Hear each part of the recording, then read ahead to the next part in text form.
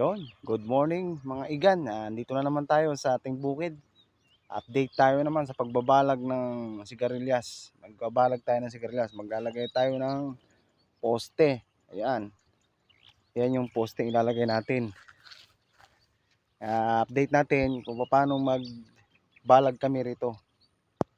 Oh, ito ang gamit natin para sa pagbutas ng pagbabaunan ng kawayan. Paglalagyan ba. Tingnan natin guys. Pakita ko sa inyo.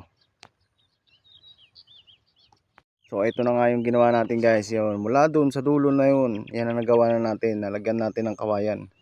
Nalalagyan ng alambre. Papunta roon sa dulo na yun. Lalagyan natin lahat yan. Ito guys yung ginagawa natin. Yan.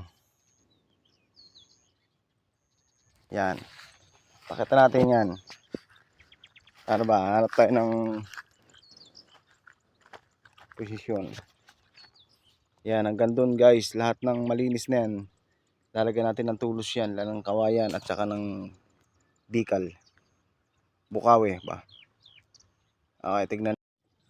Okay, ito na nga guys, ganito lang pagbutas. Ito. Kailangan natin ganyan lang. Para paglalagyan ng kawayan. Ito ang pamamaraan namin kung paano magbutas ng lalagyan ng kawayan. O poste, agring poste. Para talian ng serga.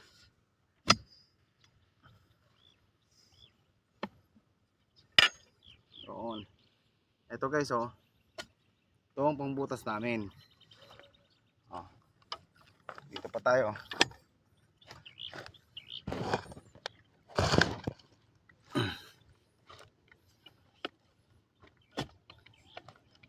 Isa pa. Naman. Yan oh. Tapos nalaglag lang lupa. Doon.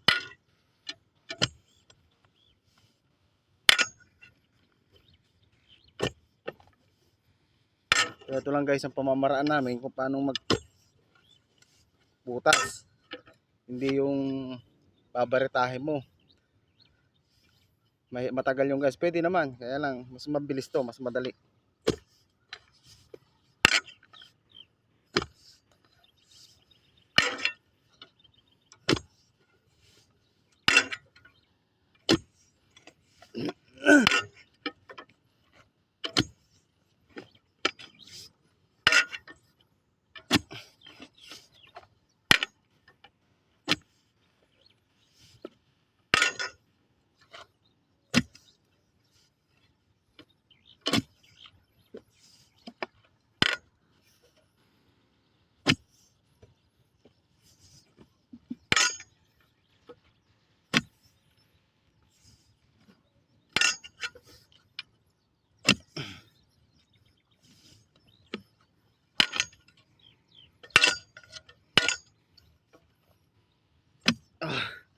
Malalim na yun guys. Kaya okay na yun. Okay na yun. Okay. At yun na nga. Kaya kailangan na kasi natin balagan ang gulay natin kasi baka lumaki na. Hihirapin na tayo. Nakakahingal talaga magbutas. Okay. Tingnan natin yung tanim natin.